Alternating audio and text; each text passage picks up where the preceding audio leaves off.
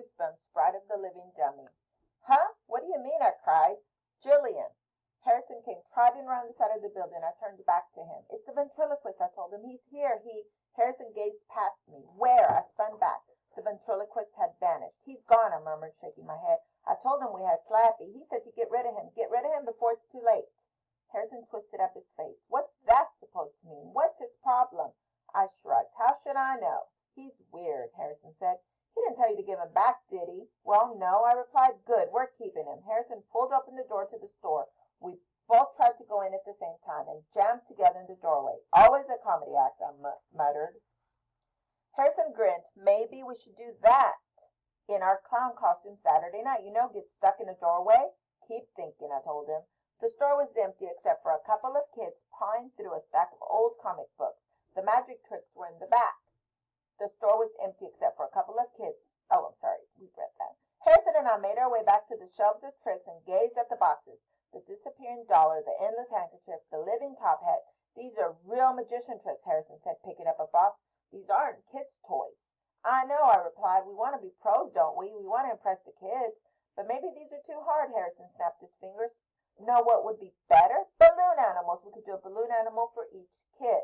I frowned at him. Do we know how to make balloon animals? Well, not exactly. I think magic is probably easier, I said. Besides, balloon animals are kind of babyish. How old are these kids? Harrison asked. 4, I replied, picking up a box. Squirting playing cards. This looks like fun, I said, holding it up to Harrison. We could pretend to play a card game and squirt each other in the face. The kids would like that. How about this one? He pulled another box off the shelf. Realistic guillotine. The kid puts his head under the blade and... I don't think so. I pulled out a trick from the bottom shelf. Whipped cream surprise. This could be good, I said. You fill it up with whipped cream. It looks like a pie, but when someone bends down close to it, you squeeze this pump, and it squirts the whipped cream in his face. Harrison laughed. We'll do an all-squirting act. Squirting stuff is always fun, especially to 4-year-olds, I added. We bought the squirting card and the squirting pie and a few other tricks. I could see that Harrison had a much better attitude. He was starting to get excited about performing at the party. We'll be good, I thought. Maybe this party will just be the start.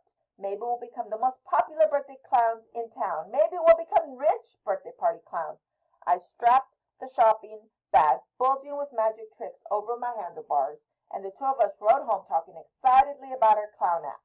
I was in a really good mood. Until I walked into the house. Until I carried the bag up to my room. I stepped into my bedroom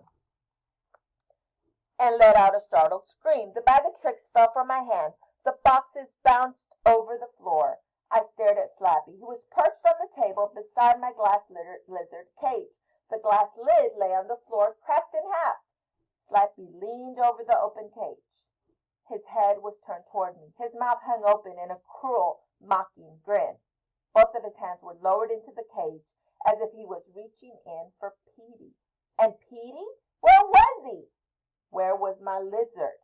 What have you done with Petey? I shrieked.